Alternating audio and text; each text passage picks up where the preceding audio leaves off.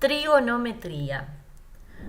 A lo largo de la historia, los arquitectos han recurrido a las funciones matemáticas para dotar de precisión, armonía y seguridad sus edificios. Vitruvio, en su obra de arquitectura, estableció que el arte de construir un edificio se debe regir por tres principios básicos: firmeza, utilidad y belleza. Entonces podemos considerar que la estética arquitectónica y la belleza dependen en gran parte de las matemáticas. En el caso de la trigonometría, esta se utiliza mucho en la arquitectura actual, tanto que esta es incompleta sin la otra. Las diferentes formas que se adoptan en los edificios, así como las estructuras curvas de acero, piedra, vidrio, entre otras, no serían posibles sin el uso de la trigonometría, incluso mientras se diseña y se resuelve el interior de los espacios arquitectónicos. La trigonometría en este caso juega un papel fundamental. Trigonometría aplicada a la arquitectura. Las figuras planas son aquellas que están limitadas por segmentos de líneas rectas o curvas, cuyas partes se encuentran en un mismo plano. Dichas figuras se dividen en dos dependiendo el tipo de línea. Por un lado, tenemos las figuras planas rectas y por el otro, las figuras planas curvas. Las figuras planas rectas son aquellas que están creadas por líneas rectas inscritas en un plano y que forman un contorno al cual llamaremos perímetro. Entre estas figuras encontramos el triángulo y el cuadrilátero, y estas a su vez forman lo que llamamos polígonos. El triángulo, también llamado figura plana indeformable, además es un polígono que tiene elementos fundamentales: tres lados, tres vértices, tres ángulos interiores y tres ángulos exteriores. Por lo tanto, es necesario clasificar los triángulos en dos, dependiendo de sus lados o de sus ángulos. Según sus lados, estos son equiláteros. Son aquellos que tienen los tres lados iguales y por lo tanto sus ángulos son cada uno de 60 grados, también iguales. Isósceles es aquel que tiene dos de sus lados iguales y el desigual es la base. Y escáleno, que se llama así al que tiene tres lados diferentes. La suma de la medida de los ángulos del triángulo siempre es igual a 180 grados. Y es por esto que también encontramos cuatro tipos de triángulos según lo sean sus ángulos.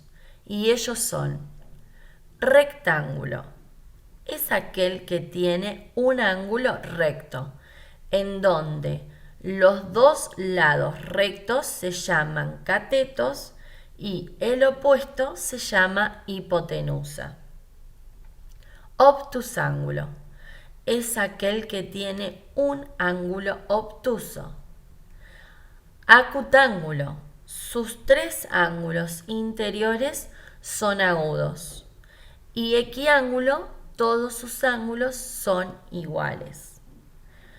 A la hora de medir el perímetro y el área de un triángulo, tenemos varias fórmulas. Entre ellas encontramos el teorema de Pitágoras y la fórmula de Herón. Teorema de Pitágoras. Es un teorema que se aplica exclusivamente a los triángulos rectángulos y nos sirve para obtener un lado o la hipotenusa de un triángulo, si es que se conocen los otros dos. Este se expresa de la siguiente manera.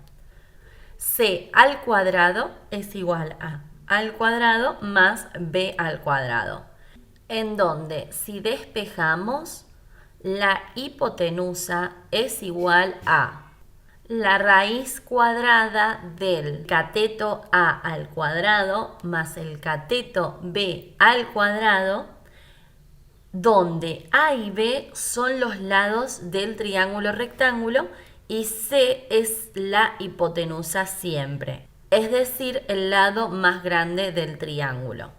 Fórmula de Herón. Por lo general, a la hora de calcular el área de un triángulo, se necesita saber la longitud de la base y de la altura. La fórmula más conocida es igual al producto de la base por la altura dividido por 2. Pero la fórmula de Herón presenta otra resolución ante la problemática de no tener la longitud de la altura. Para eso debemos conocer las dimensiones de los 3 lados del triángulo, lo que te permite calcular el área sin saber la longitud de la altura. Antes debemos saber qué es el semiperímetro, lo que nos ayudará a utilizar dicha fórmula. El semiperímetro es la semisuma de los 3 lados del triángulo, es decir, A más B más C dividido 2.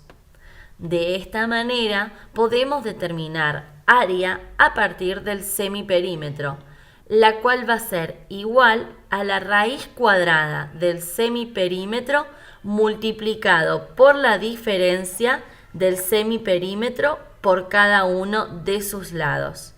Esto se expresa de la siguiente manera.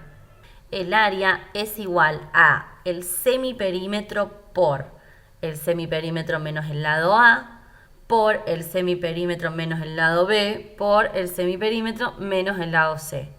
Ángulos. Si una recta gira alrededor de uno de sus puntos, es decir, el centro, a medida que se desplazan, todos los puntos se separan de la posición original y mientras más separados estén del centro, mayor será el alejamiento de estos. A lo anteriormente dicho, lo llamamos formación de ángulos, aunque también podemos decir que el ángulo es la expresión que indica la abertura entre dos rectas con un mismo origen llamado vértice.